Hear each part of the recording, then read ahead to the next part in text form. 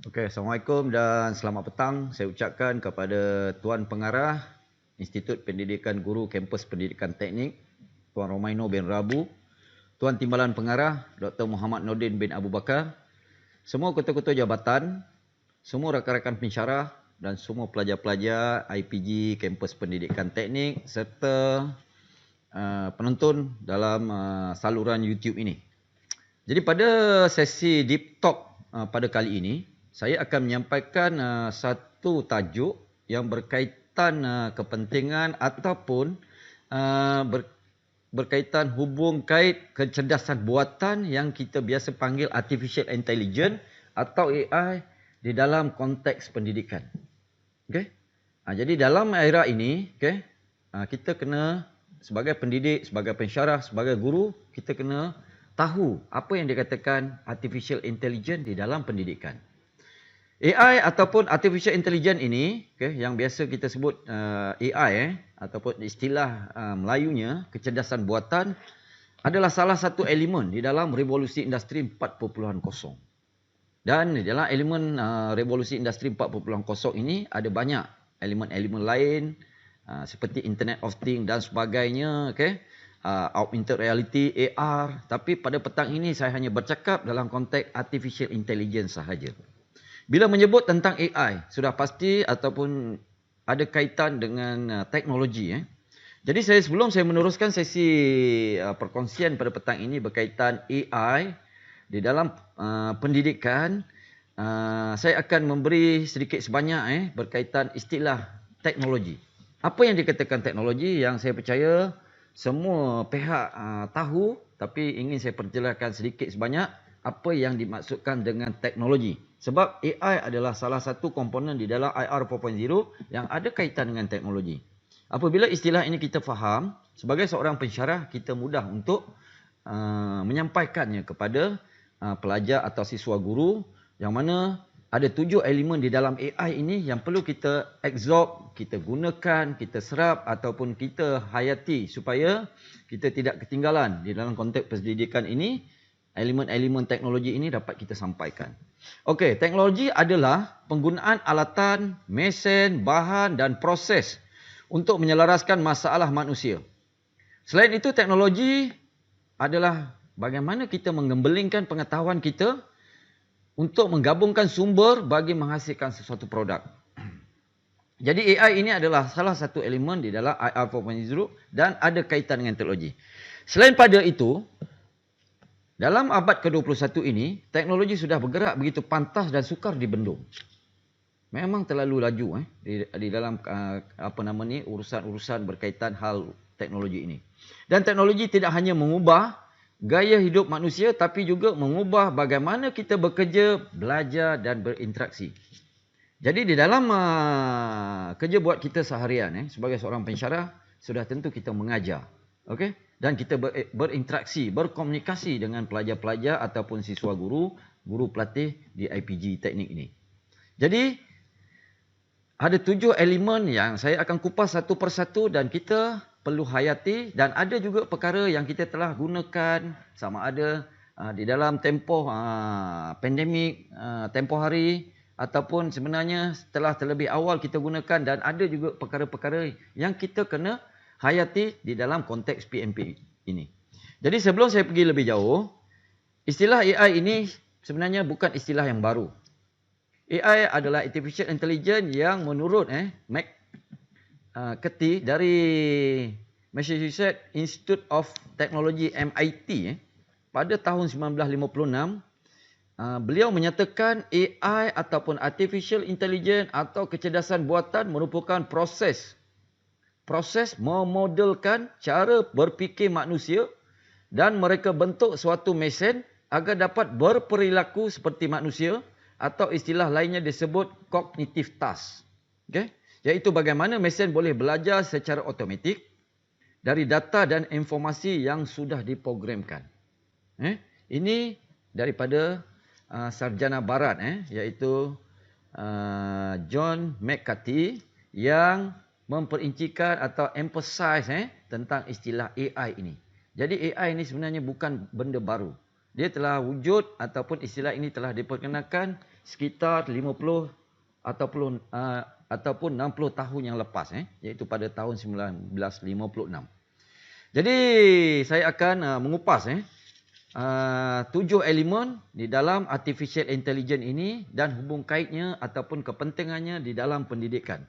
Jadi yang mana sebagai seorang pensyarah yang terlibat dengan pendidikan, kita tidak boleh lari dari artificial intelligence ataupun elemen-elemen di dalam AI ini.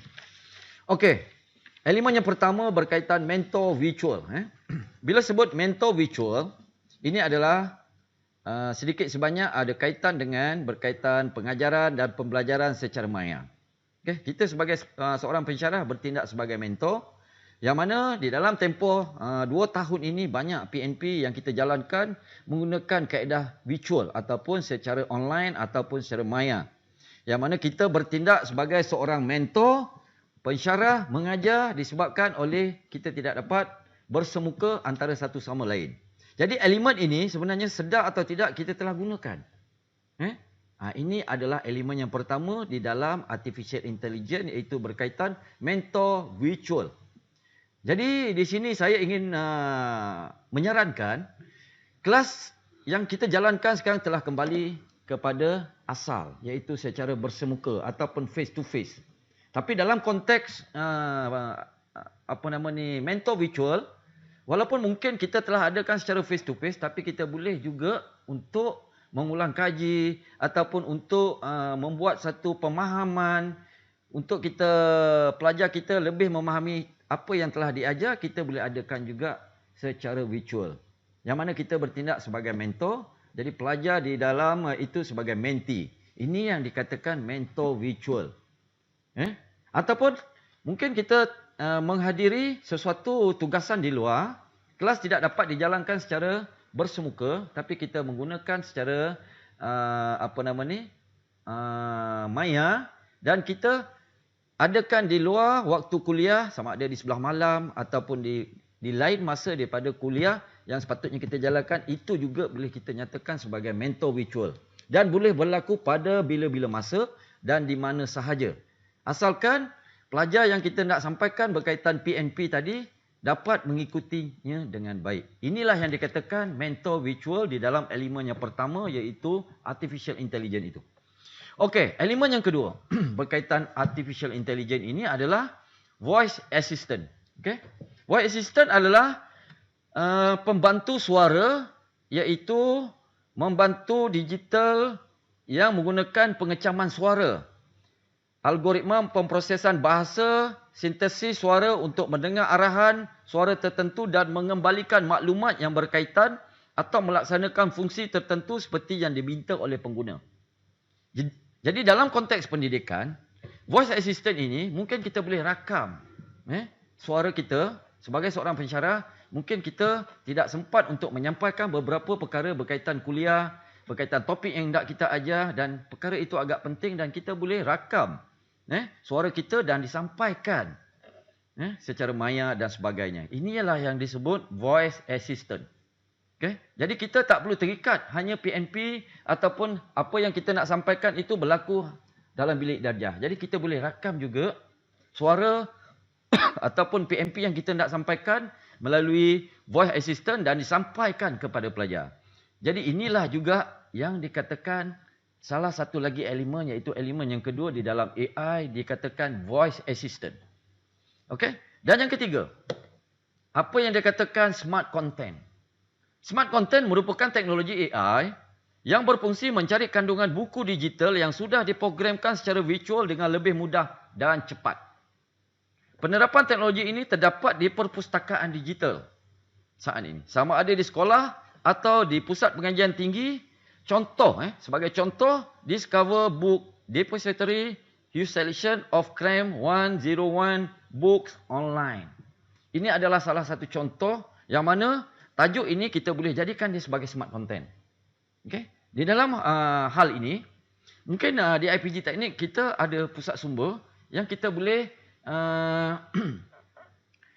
banyakkan lagi berkaitan smart content ini di dalam bentuk teknologi yang mana banyak kandungan ataupun isi-isi pelajaran ataupun pengetahuan yang berada di dalam MK yang kita nak sampaikan itu kita boleh jadikan di dalam satu kandungan yang berbentuk digital.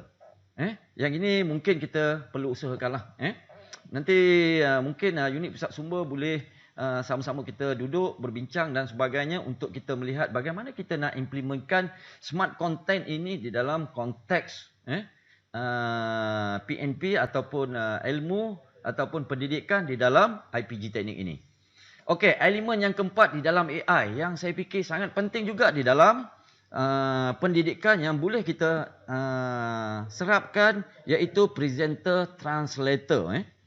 Yang mana presenter translator adalah pengguna hanya perlu mendengar pelbagai teks pidato, artikel atau buku tanpa perlu membaca. Jadi dengan AI Speech Recognition ini, pengguna dapat mendengar dalam bahasa mereka. Anda boleh membaca dan memahami jurnal, artikel maupun buku dan bahasa apapun dengan lebih mudah dan cepat.